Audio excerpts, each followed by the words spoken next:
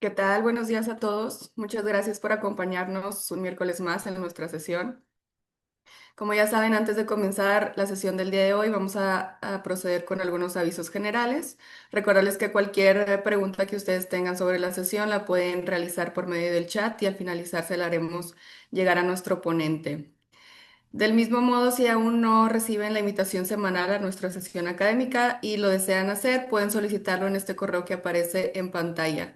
Por último, recordarles que para poder recibir el diploma de asistencia es necesario que nos apoyen llenando la encuesta de satisfacción que compartiremos también al finalizar la sesión, tanto por medio del chat, mediante una liga y también por el código QR que compartiremos al finalizar la sesión. Mi nombre es Grecia Turrubiates, coordinadora de este espacio, y en nombre de la Escuela de Medicina y Ciencias de la Salud del Tecnológico de Monterrey, les doy la más cordial bienvenida a la sesión académica de pediatría.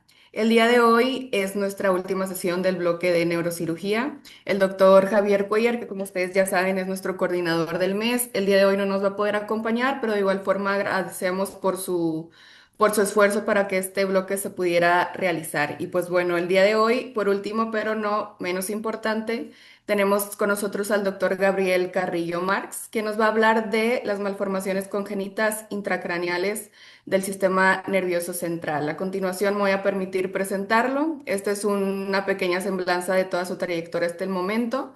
El doctor Carrillo es médico cirujano por la Facultad de Medicina de la Universidad de La Salle. Posteriormente hizo su especialidad en neurocirugía en el Instituto Nacional de Neurología y Neurocirugía Manuel Velasco Suárez. Actualmente él forma parte del programa de neurocirugía, pediátrica en el Instituto Nacional de Pediatría, fungiendo actualmente como coordinador del curso. También es miembro de diferentes sociedades, entre ellas la American Association of Neurological Surgeons y la International Society for Pediatric Neurosurgery. Y bueno, a lo largo de su trayectoria se ha desempeñado en diferentes ámbitos, combinando la práctica clínica, la docencia y la investigación. Entre su actividad académica se incluyen publicaciones científicas, capítulos de libros, reportes de casos y presentaciones en congresos tanto nacionales como internacionales. Entonces, sin más preámbulo, doctor Carrillo, muchas gracias por estar aquí, compartir su tiempo y sobre todo su conocimiento con nosotros. Bienvenido y adelante con su presentación.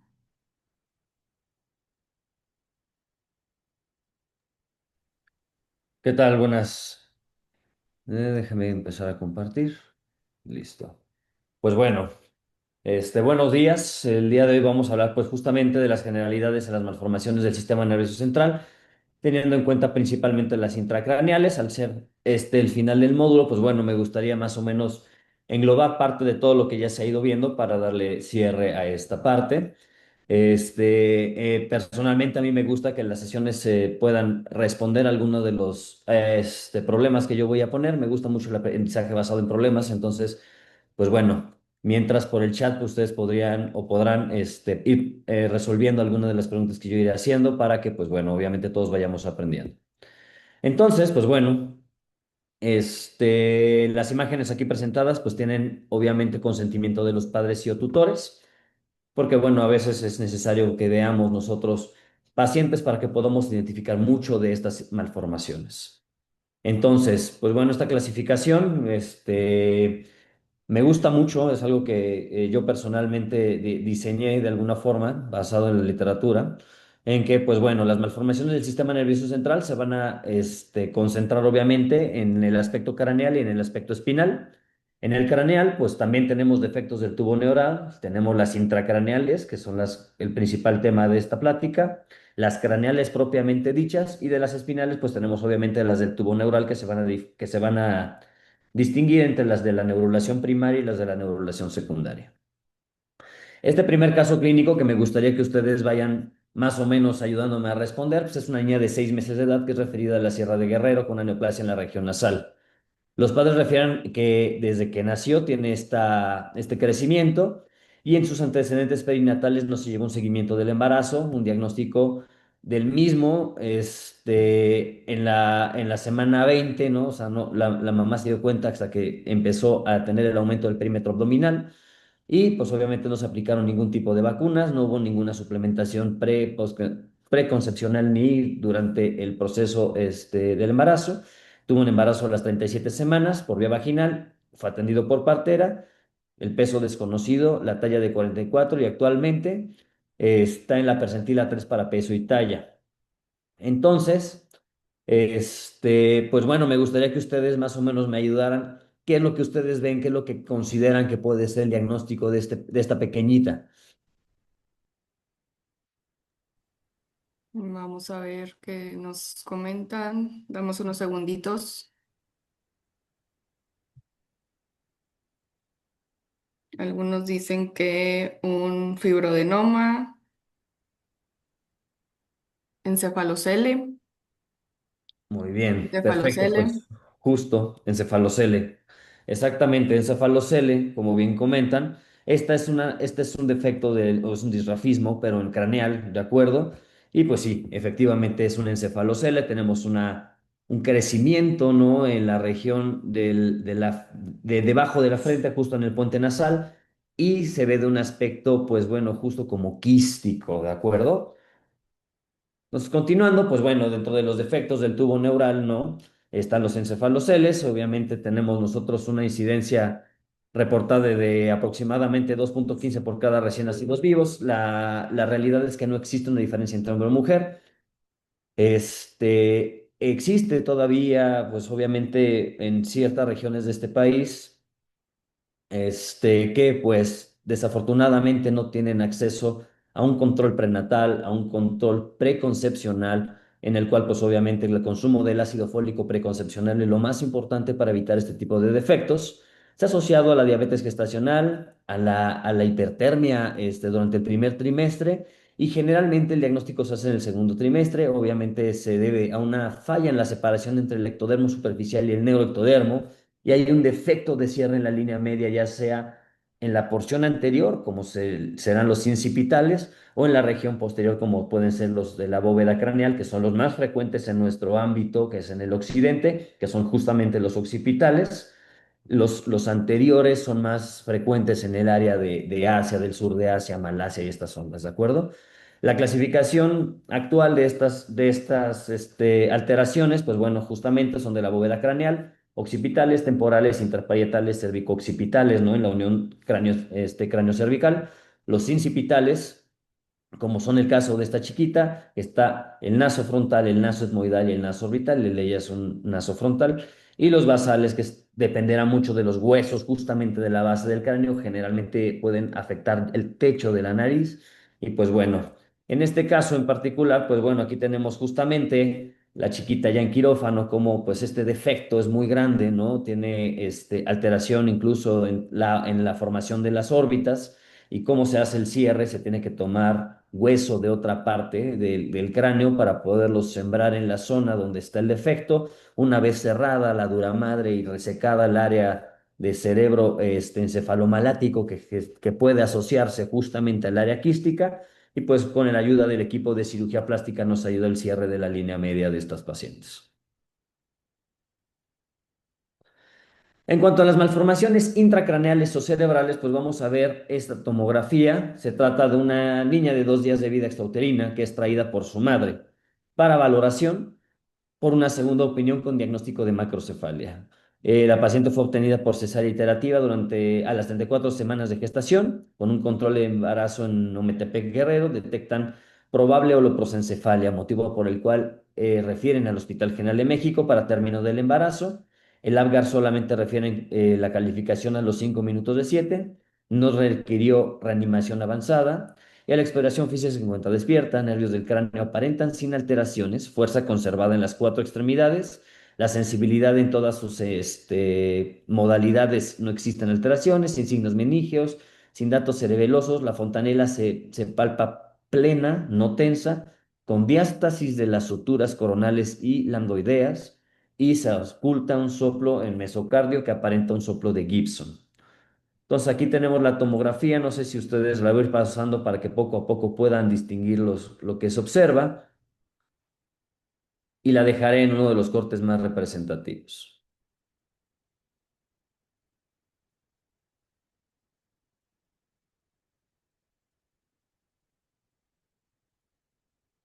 ¿De acuerdo? Qué es lo que ustedes opinan de este caso? ¿Qué es lo que ustedes observan?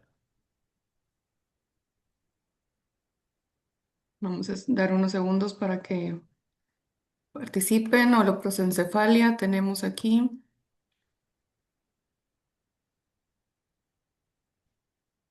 Holoprosencefalia también.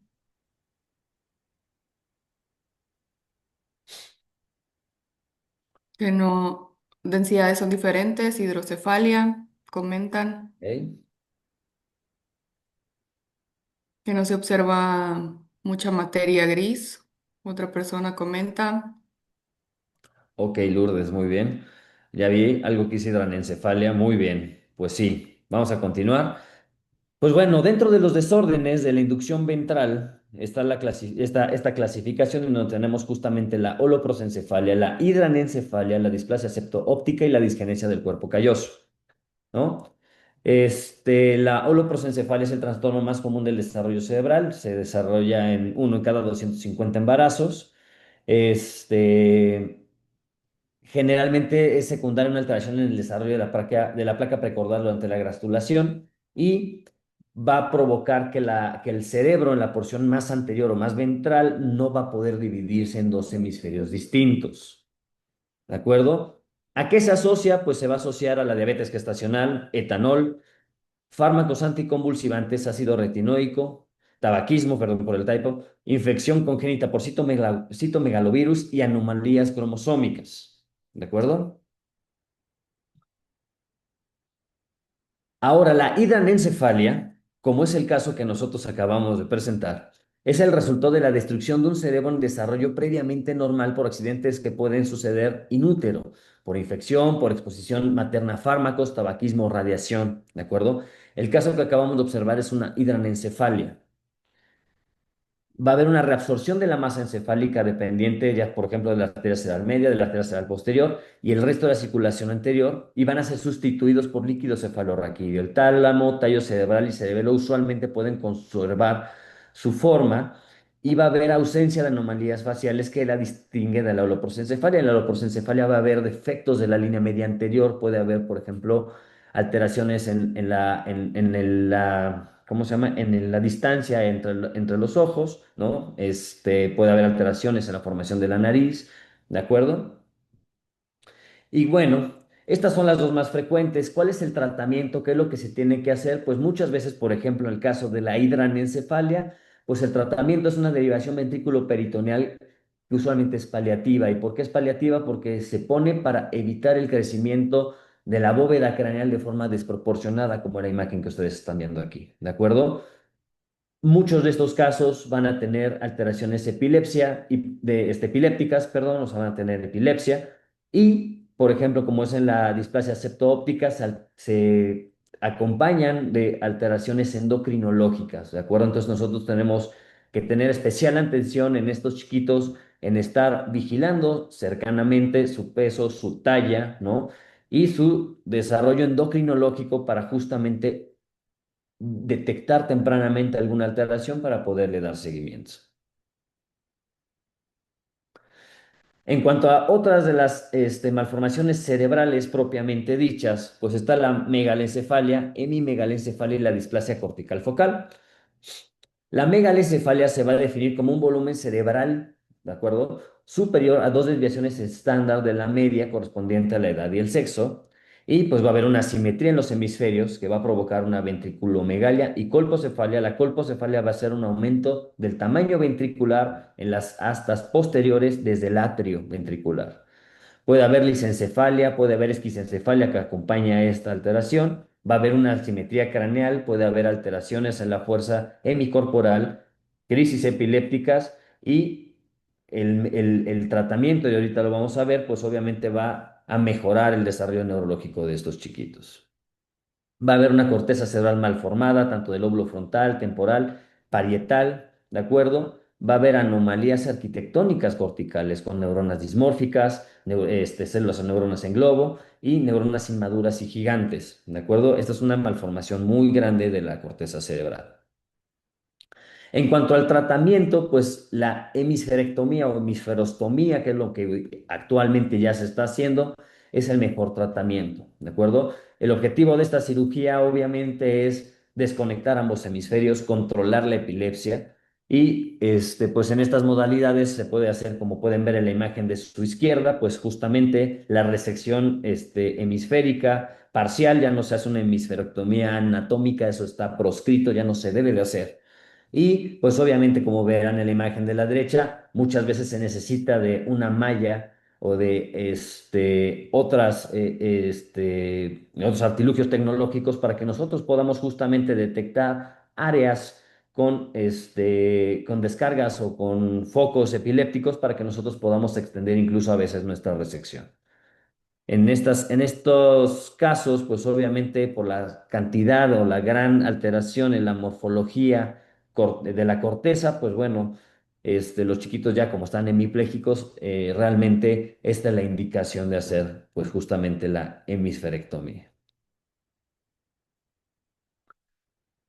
En cuanto a los trastornos de la organización cortical, ¿no? Tenemos la lisencefalia, heterotopía cortical, esquisencefalia, porencefalia y polimicrogiria. La lisencefalia, y yo siempre desde que era estudiante de medicina me acordaba del lisencefalia, ¿de acuerdo? La superficie cortical es lisa, tiene menos surcos y giros, ¿de acuerdo? La corteza va a estar alterada también en su grosor, no solamente en su aspecto superficial, en los giros cerebrales, sino que su grosor va a estar alterado. Va a haber heterotopía, es decir, que va a haber núcleos celulares que están fuera de su lugar, con bandas subcorticales, es decir, va a haber corteza cerebral en sitios donde no debería. Y la cabeza usualmente al nacer no tiene ninguna alteración y conforme el niño va desarrollándose va a tender hacia la microcefalia. Generalmente, pues bueno, necesitan mucho apoyo, tienden a tener un deceso temprano, ¿de acuerdo? En cuanto a la heterotopía, pues bueno, es una migración anormal o unas focalidades anormales de sustancia gris en áreas que no debería haber, ¿de acuerdo? Generalmente van a ser alrededor de los cuerpos de los ventrículos, ¿de acuerdo? De las paredes ventriculares, justo debajo de la corteza que sí está formada y pueden generar además sitios de focalidad que se le llama glioneural marginal, en el cual, pues bueno, desafortunadamente van a tener muy mal pronóstico.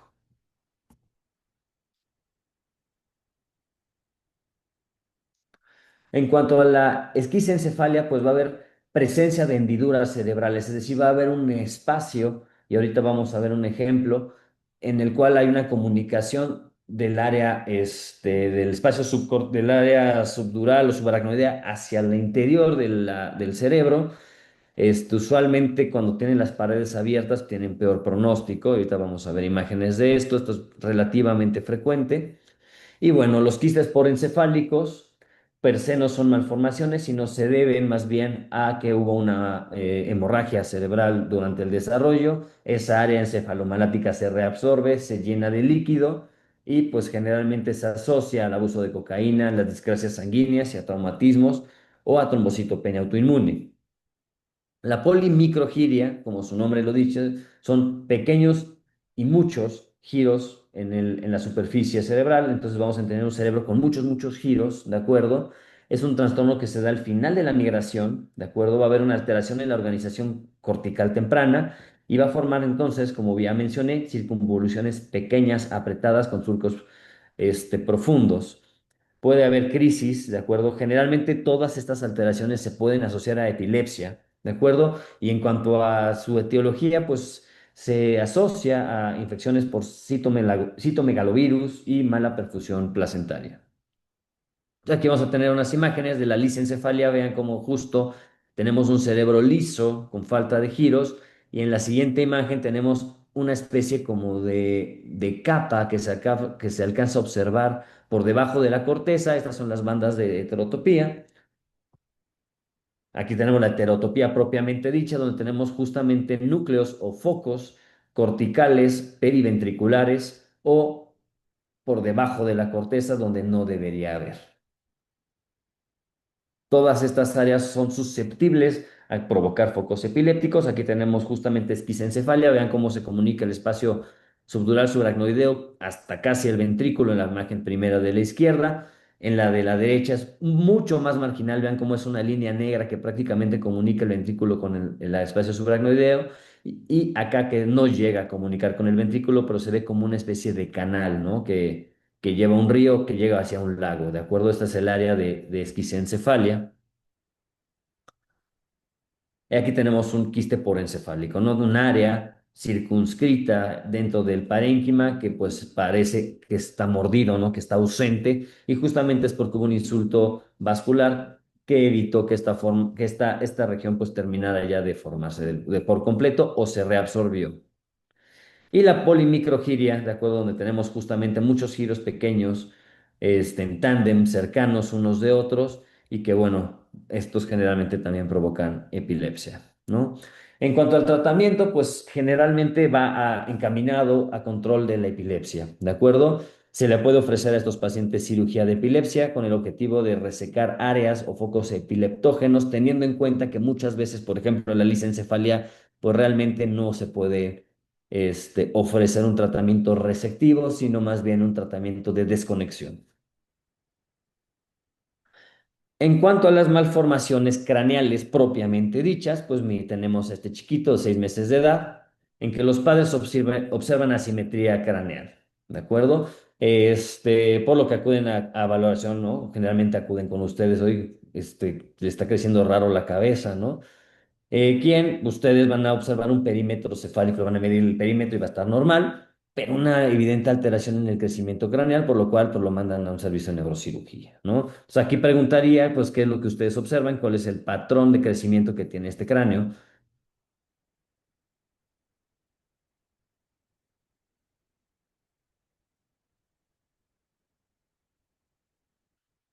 Vamos a dar unos segunditos. Dolicocefalia, dicen aquí. Dolicocefalo. Exactamente. Ujú. Exacto. Cierre de suturas temprano, y pues sí, es una dolicocefalia, ¿no? En la cual pues es evidente el crecimiento antero-posterior del cráneo con una disminución del diámetro biparietal o lateral del mismo. Y pues bueno, de las malformaciones craneales propiamente dichas, pues están las craneosinostosis, que representan uno entre cada 2.500 recién nacidos vivos. Cambia la frecuencia entre cada uno de los sitios donde está la sinostosis y la relación es un poco más tendencia hacia los hombres. En México se reportó una incidencia de 1,4 por cada 1.000 habitantes y aquí es especialmente especial que está especialmente invertida pues esta relación de hombre-mujer. La sagital es la más frecuente de todas, del 53 al 60%, va a provocar dolicocefalia. La coronal va del 17 al 29%, la metópica de 4 a 10% y la lambdoidea, que es de las más raras, el 2%. Claro, esto sin contar las sindromáticas, ¿no? Acuérdense o recordemos que las sinostosis se van a clasificar o subclasificar no solo por la sutura que está cerrada, sino por su etiología o su origen, en que sean sindromáticas asociado a algún síndrome, como APERT, etcétera, y no sindromáticas. ¿De acuerdo? En cuanto a la etiología de formación, pues bueno, se van a asociar a teratógenos, madre fumadora, edad paterna avanzada, y se han identificado más de 100 genes relacionados, y los más importantes van a ser los relacionados al factor de crecimiento de los fibroblastos. Recordando pues que el cráneo se va a originar en las células de la cresta neural, ¿de acuerdo? Y que van a haber diferentes áreas en las cuales el cráneo tiene o los huesos del cráneo tienen un diferente origen, ¿de acuerdo? Y esto pues justamente va a provocar o va a favorecer al cierre o no cierre de las suturas, ¿no? En que pues justamente el principal factor que va a provocar este cierre va a ser los fibroblastos y el factor de crecimiento relacionado a los fibroblastos. Y pues veamos justamente es como en esta imagen, los huesos azules, ¿no? O las áreas azules van a estar relacionadas a la cresta neural y las áreas rojas al mesodermo, ¿de acuerdo? Entonces justamente esta interacción entre diferentes orígenes embriológicos va a provocar que el cráneo se mantenga cierta forma, pues, desarmado, ¿no? Cuando hay una alteración en esta relación, pues es justamente que se cierra tempranamente. En cuanto a las indicaciones de cirugía, pues bueno, la verdad es que es todavía algo muy debatido, ¿no? Nosotros, dentro de nuestros principales criterios para operar a estos chiquitos es el neurodesarrollo, por supuesto, Sin embargo, pues también hay casos reportados de personas que tuvieron sinostosis y no se trataron y no tuvieron ningún déficit intelectual, ¿no? Que sí, y sobre todo, por ejemplo, en las coronales, y ahorita vamos a ver imágenes en las lambdoideas, donde el cráneo se vuelve muy asimétrico, pues bueno, obviamente también esto tiene mucha importancia para los padres, ¿no? Pues aquí las indicaciones por las técnicas que se pueden ofrecer, en que están las técnicas endoscópicas, por supuesto, las que son las mejores en cuanto a invasión, pero obviamente tienen un límite de la edad. Actualmente en Estados Unidos, los avances de la técnica endoscópica ya ha ido aumentando este margen de cirugía prácticamente hasta los 8 meses, 7 meses, ¿de acuerdo? En tanto a las técnicas abiertas, pues está la piel de oso, que es prácticamente una calvariectomía, ¿no? En la cual nosotros ayudamos a que el cráneo expanda. Y la técnica de pie en aquellos que ya son un poco mayores, con el objetivo de proteger el seno sagital, ¿no? Que es una estructura venosa sumamente importante y que conforme vamos creciendo se va adosando cada vez más al cráneo y esto nos provoca o nos impide de cierta forma tener un tratamiento en el sentido este pues más agresivo como en la piel de oso, ¿no? Aquí tenemos un video justamente de cómo se vería una suturectomía endoscópica por trigonocefalia por una ¿cómo se llama? Sutura metópica, en la cual, pues bueno, ponemos al chiquito acostado, ¿no? Obviamente en decúbito supino, ¿ok? Y pues justamente tenemos ahí la cresta que, bueno, ahí se ve la trigonocefalia muy fácilmente, ¿no? Entonces entramos, nosotros hacemos una incisión, levantamos justamente o vamos despegando la piel del cráneo poco a poco para poder tener justamente la facilidad de poder trabajar en el cráneo. Una vez que se ha despegado el cráneo de su piel o de la grália o el tejido aponeurótico, pues justamente ya tenemos abajo el cráneo. Vamos a empezar nosotros a hacer justamente la disección por abajo del cráneo para ir separando aquí como aquí justamente ya estamos empezando a separar el tejido dural o la dura madre del cráneo, ¿de acuerdo? Con el objetivo de que tengamos el hueso aislado para poder hacer la suturectomía. Una vez que se ha separado la dura madre prácticamente hasta la base del cráneo, hasta el foramen ciego y el piso anterior del cráneo, poco a poco y con ayuda de coagulación, ya que este tejido tiende a sangrar, pues ya empezamos como tal la suturectomía y utilizamos como mecanismo de entrada la fontanela anterior para poco a poco ir nosotros comiéndonos este cráneo o este hueso o esta sutura y vemos aquí pues justamente el tejido óseo que se remueve para posteriormente pues ya dejar al paciente de esta forma, ¿de acuerdo?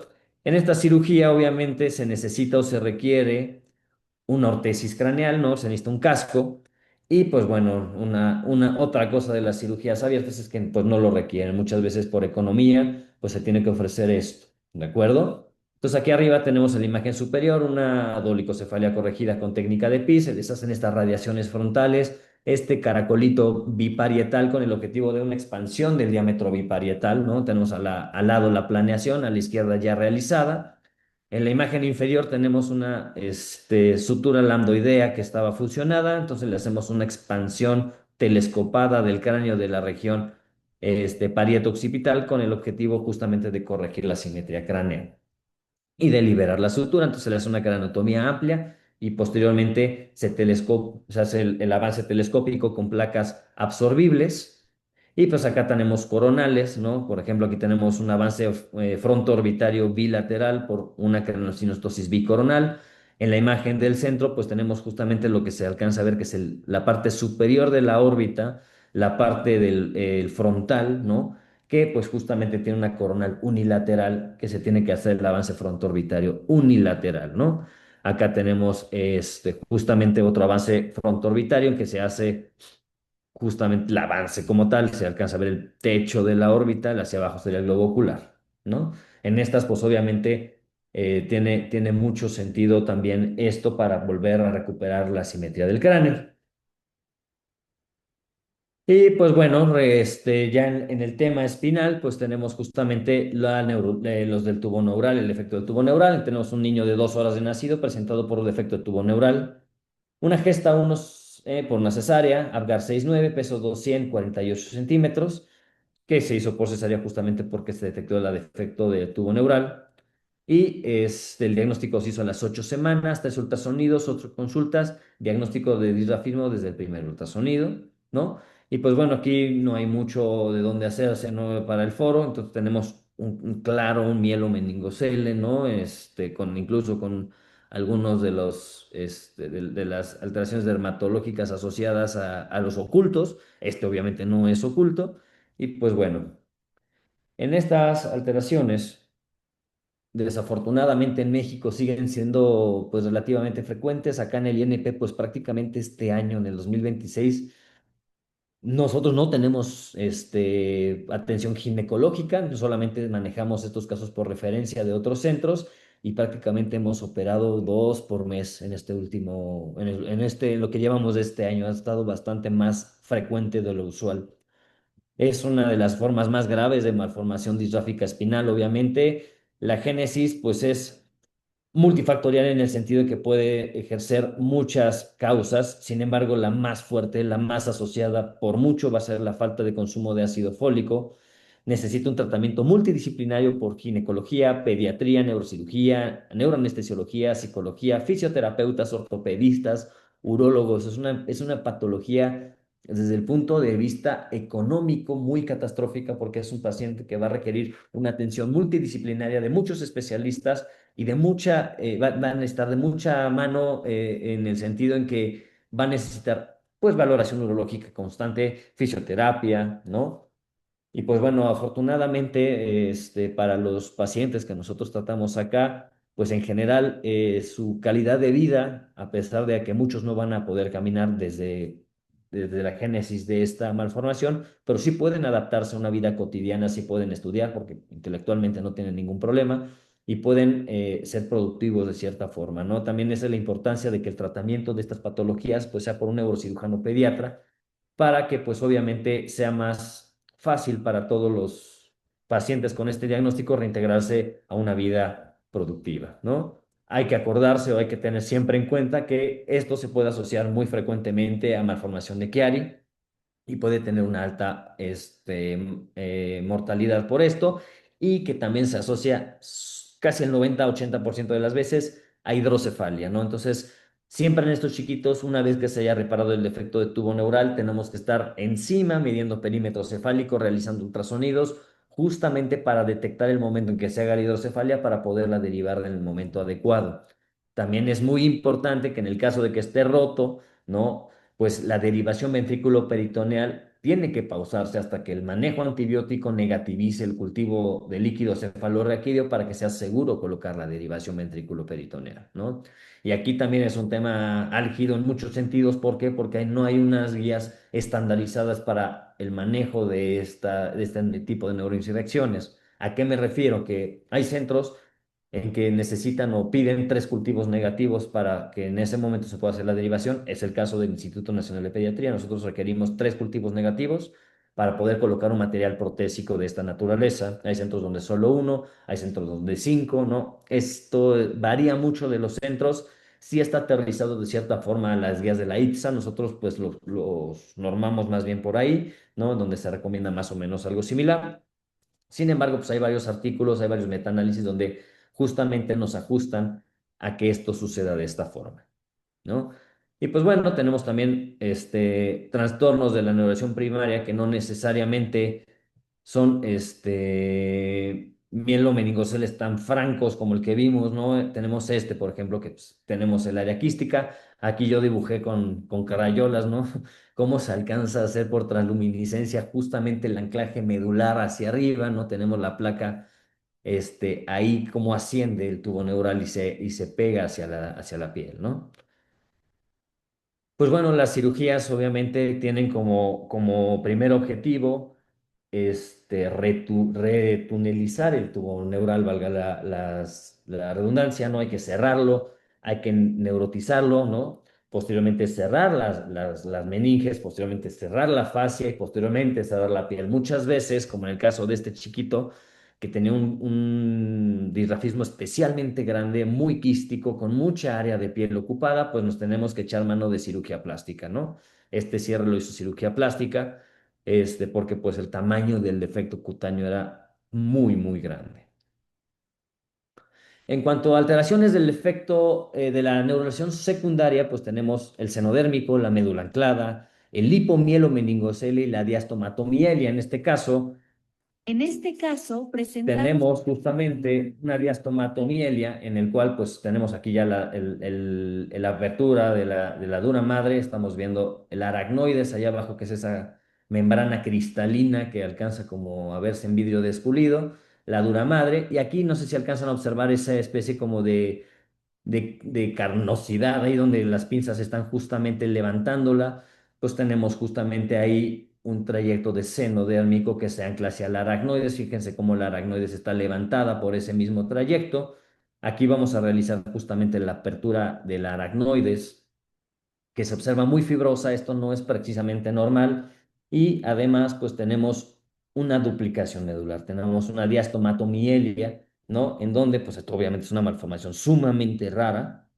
Pues tenemos que desanclar ambas médulas para que justamente pues podamos cumplir el objetivo de desanclaje medular. Pues ahí estamos quitando la aracnoides, que vean nada más el grosor, esto no es completamente normal, ¿no? Entonces ahí estamos poco a poco trabajando entre las dos médulas para justamente quitar estos bancos aracnoideos. Usualmente también se asocian a bandas fibrosas. Entonces, ahí estamos separando del lado izquierdo, donde está el separador, está justamente trayendo una hemimédula hacia el otro lado. Ahí se alcanzan a ver ya las dos, que ya están ahí separaditas, ¿no? Al fondo se alcanza a ver el saco dural del otro lado. Y ahí, mire, tenemos una hemimédula y otra hemimédula, ¿no? Esta es una malformación sumamente rara, pero pues también es susceptible de presentar, porque pues es un trastorno de la neurulación secundaria. En este otro video, pues justamente tenemos un filum terminal, ¿no? Es esa cosita rojita que se ve ahí, previa estimulación por neurofisiología. Nosotros, pues, vemos que no es una raíz nerviosa, ¿no? El neurofisiólogo nos dice, no, pues no conduce, y lo coagulamos y de pronto lo cortamos y fíjense cómo, pues, se va, ¿de acuerdo? El signo se llama la cuerda de violín, y ahí tenemos un desanclaje medular justamente por un filón terminal engrosado, ¿no? ¿A qué se asocia todo esto? Pues bueno, este trabajo por Mostafa El-Kashaf nos habla de, pues lo que ya sabemos, ¿no? No nos están encontrando el hilo negro de ninguna forma. Tenemos obviamente la falta de consumo de ácido fólico como una evidencia significativa, la fiebre en el primer trimestre, la obesidad materna, ¿no? Son los que principalmente en este estudio salieron con una P significativa o con una mayor asociación. Y pues bueno, hay que tener en cuenta siempre esto durante el control de la mamá embarazada, ¿no? Y esto pues más bien es información para ginecología, pero pues bueno, desafortunadamente son los factores a los que se asocia, ¿no? En cuanto al hipomielo meningocele, también es una patología no tan frecuente. Sin embargo, acá en el instituto lo vemos con relativa frecuencia. Tenemos un trastorno en la migración de las del tejido mesodérmico y de la cresta neural, donde pues tenemos una inserción, por decir así, del mesénquima en el tubo neural, y esto forma grasa que va a anclar la médula, ¿no? El objetivo principal de esta cirugía es desanclaje medular, y pues tenemos justamente cómo esto sucede en la neurulación secundaria, ¿no? Y el objetivo, como bien dice esta imagen, es desanclaje, ¿de acuerdo? El lipoma se tiene que quitar, se tiene que desanclar la médula, se tiene que rasurar, por decirlo así, de mayor forma el anclaje hacia la médula espinal para, pues, posteriormente intentar reconstruir ¿no? Entonces aquí lo tenemos ahí lo estamos viendo en un corte sagital, aquí lo estamos viendo en un corte axial, ¿no? Y justamente cómo se tiene que ir reparando capa por capa, ¿no? Pues aquí tenemos un lipomielo meningocele. En la imagen de la izquierda, pues podemos observar francamente el lipoma que está entrando hacia la dura madre, que está sostenida con estas cuerditas negras, que son unos puntos de seda, y como justamente ya queda reparado, ¿no? Por decirlo así, se quita el lipoma, se rasura, por decirlo así, hasta la médula, ¿no? A lo más posible. Y todo esto tiene que ser forzosamente monitorizado por neurofisiología, que es el cable negro con una punta triangular que se observa aquí, que es el justamente para poder hacer la estimulación, ¿no? Y pues esto es prácticamente todo, ¿no? Quise abarcar un poco de todas las malformaciones del sistema nervioso para tener pues justamente más aterrizado este tema. Y pues quedando prácticamente 20 minutos, no sé si ustedes tengan alguna duda, alguna pregunta.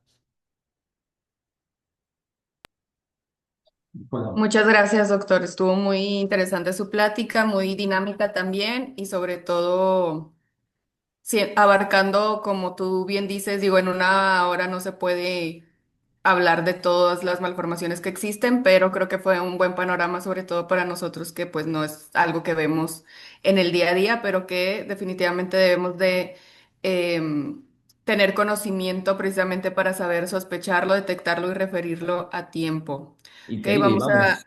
Ya ¿Perdón? ni siquiera a nosotros. La verdad es que muchas de estas malformaciones que algunas honestamente no mencioné es que son rarísimas, ¿no? Nosotros con centro de referencia de tercer nivel vemos contadas garbanzo de libra. La realidad es que en la vida habitual, en el mundo normal, pues son extraordinariamente raras, pero sí hay muchas que hay que tener en cuenta. Y lo más importante, un niño con epilepsia, buscar, una de las causas puede ser una de estas cosas, ¿no?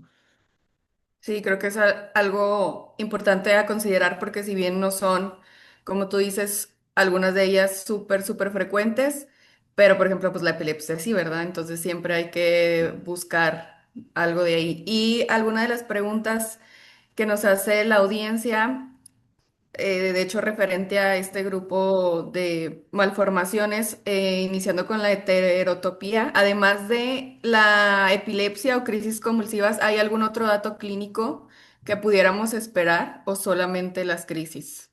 Generalmente las crisis, ¿no? Van a empezar obviamente a haber retraso en el neurodesarrollo, pero cuando son chiquititos, pues prácticamente las crisis, ya conforme el niño va creciendo, pues obviamente va a tener un neurodesarrollo completamente normal, ¿no?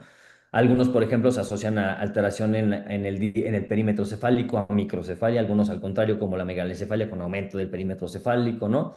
Pero en general la crisis va a ser, digamos, que el parteaguas para que nosotros podamos tener nuestra primera bandera roja y decir: "Ay, algo está mal aquí", ¿no?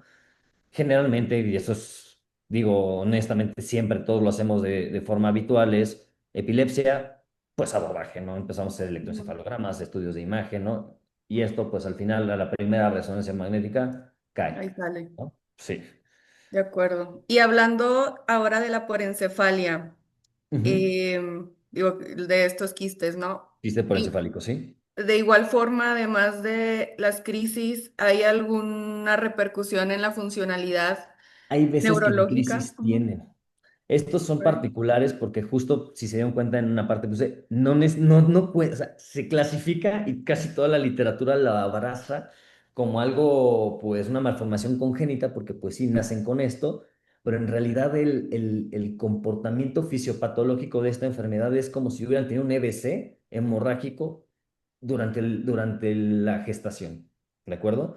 Ok. Muchas veces los niños no tienen síntomas algunos, es más, se dan cuenta porque les hacen un estudio de imagen porque se pegaron en la cabeza. O sea, estaban jugando, se pegaron en la maceta y de pronto, ¡ay! Tiene esto, ¿de acuerdo? Hay muchos que cursan asintomáticos, hay otros que obviamente sí van a tener epilepsia, algunos que van a perder incluso áreas funcionales, ¿no? Pero recordemos también la neuroplasticidad, muchas veces el área que está pues, o que estuvo afectada puede ser retomada la actividad por otras áreas corticales, entonces por eso muchas veces pueden cursar asintomáticos. Ok, perfecto, muchas gracias. La siguiente pregunta dice, ¿cuál es la sintomatología o manejo del quiste subaracnoideo y también cuál es su pronóstico? El quiste aracnoideo. El quiste aracnoideo, te voy a decir algo que decía uno de mis maestros más viejos. Si lo ves, no le hagas nada. ¿De acuerdo? Sí. El quiste aracnoideo, ¿cuándo se debe manejar? Cuando da síntomas. ¿Qué síntomas? Ahí es digamos que un abanico un poco más grande. Por ejemplo, el rato a las 9 de la mañana tengo programado un quiste aracnoideo justamente se rompió.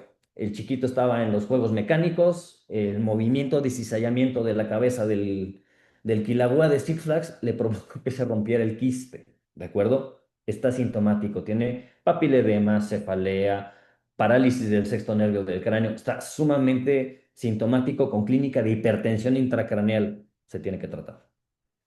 Quiste que tiene epilepsia. Los quistes aracnoideos a veces se pueden, ¿cómo se llama? Se pueden relacionar alteraciones de la formación cortical, displasias corticales, por ejemplo. Se tiene que tratar la epilepsia, ¿de acuerdo? Y de paso el quiste. ¿Qué tratamiento se tiene que ofrecer? Generalmente el mejor o el menos invasivo en el sentido de que no necesita material protésico es la fenestración del quiste hacia la base del cráneo.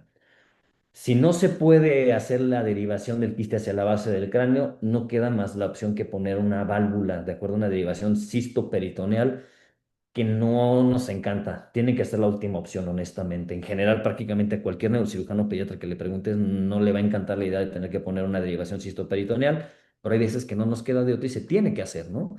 Entonces, pues bueno, cuando sucede, sucede y se tiene que tratar, ¿de acuerdo? Pero por general, normativa oficial, si ustedes ven un quiste aracnoideo, no lo toquen, salvo que esté sintomático, que se haya roto, ¿de acuerdo?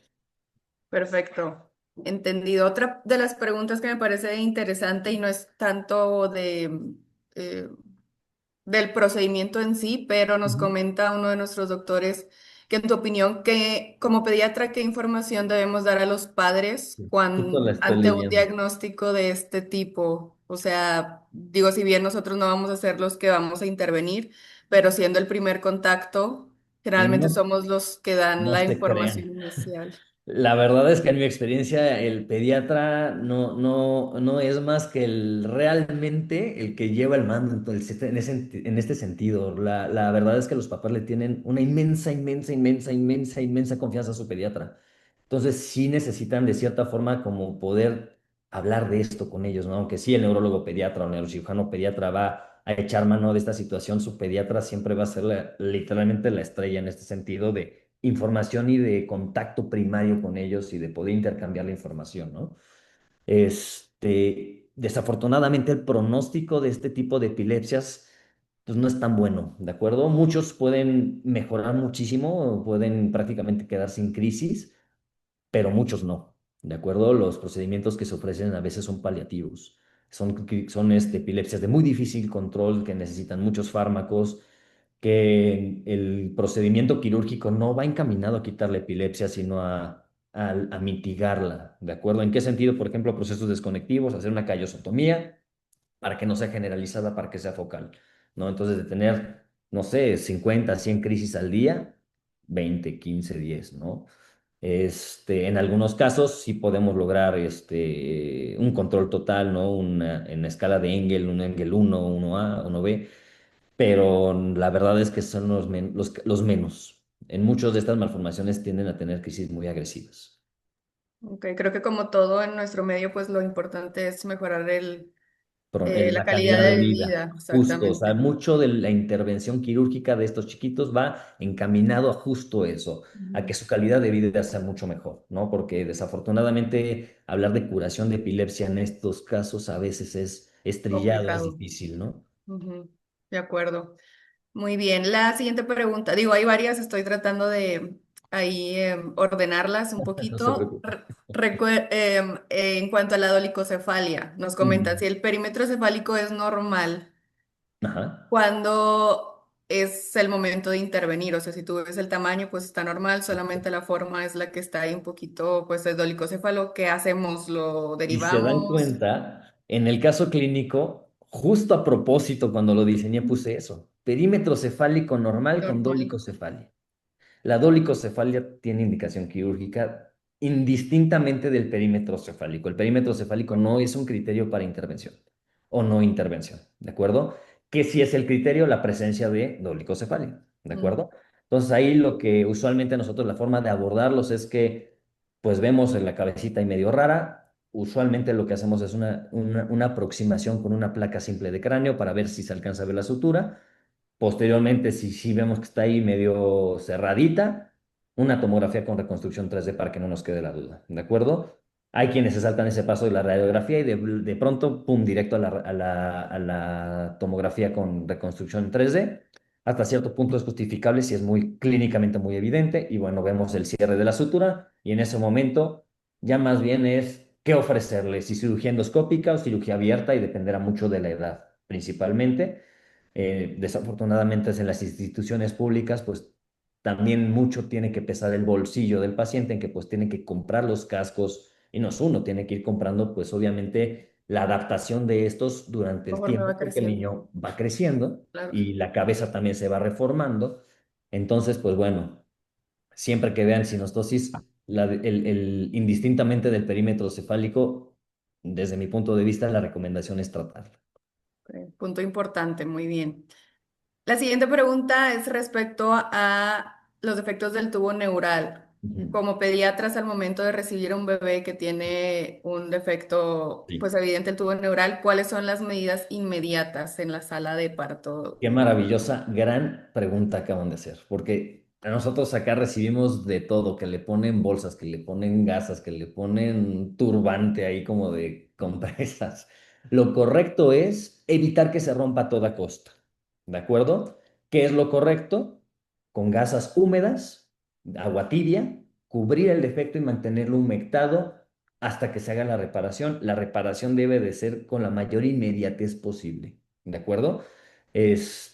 Ponerle, muchas veces he visto que le ponen una bolsa de solución salina, de estas de bolsita y lo cubren. Honestamente no es la mejor forma. Lo mejor es poner gasas húmedas, estériles, con agua, con solución salina o fisiológica tibia, con recambio constante, ¿de acuerdo? Digo, se los digo porque acá como no tenemos justo gineco, pues no nos llegan recién nacidititos. Ya llevan horas de nacidos en lo que literal tardan el traslado hacia el hospital.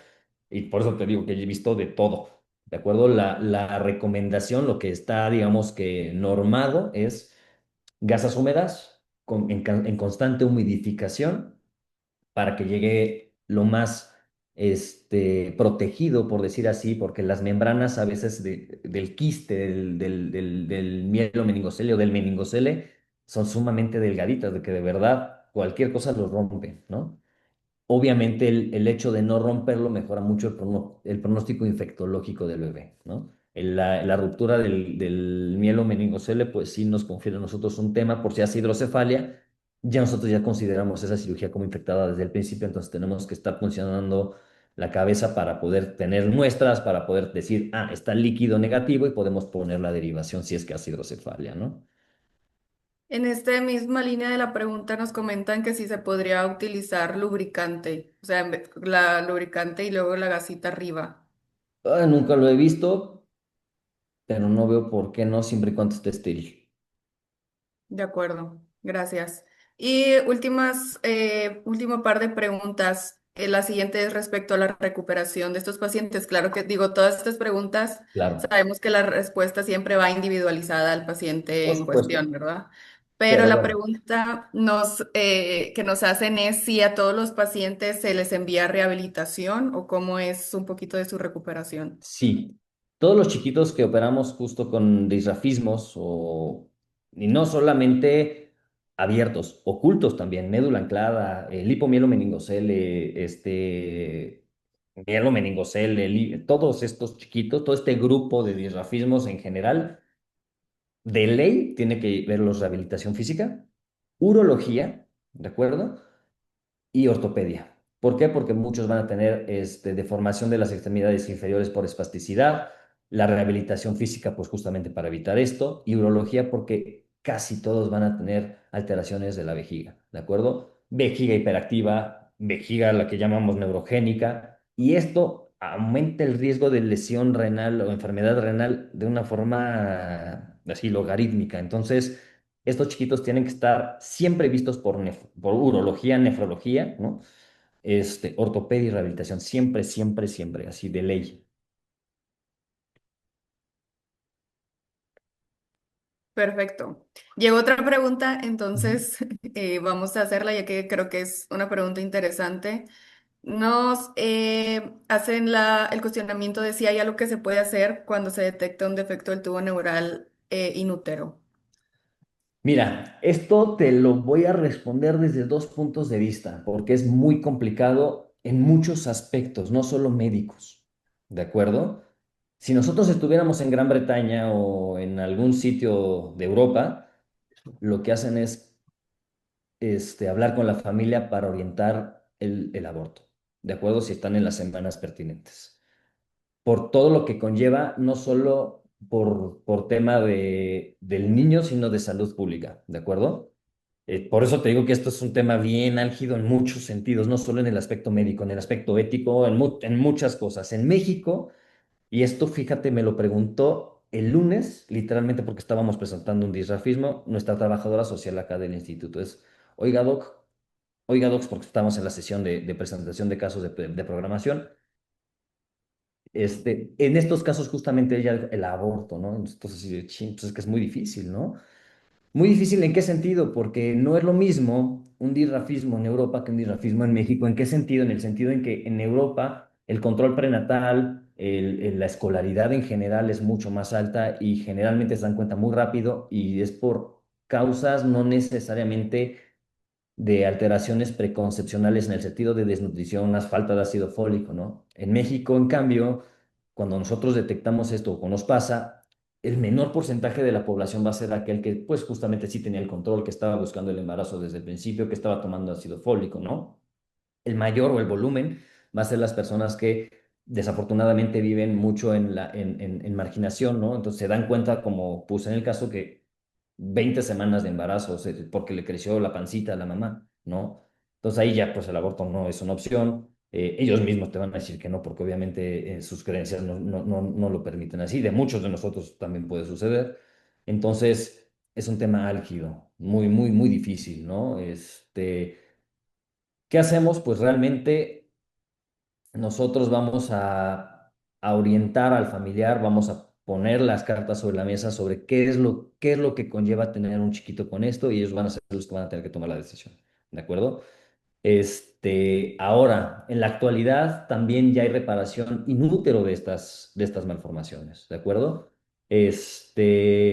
Justamente cirugía intrauterina. Nosotros podemos mejorar mucho la reparación. ¿Y qué nos va a ofrecer? Pues bueno, la limitación de los segmentos vertebrales afectados. ¿A qué decimos? Si está afectado a partir del L3, L4, la lesión va a disminuir, por ejemplo, de L4 va a mejorar a L5 o de L3 a L4. Se recorre el nivel afectado un poco, ¿de acuerdo?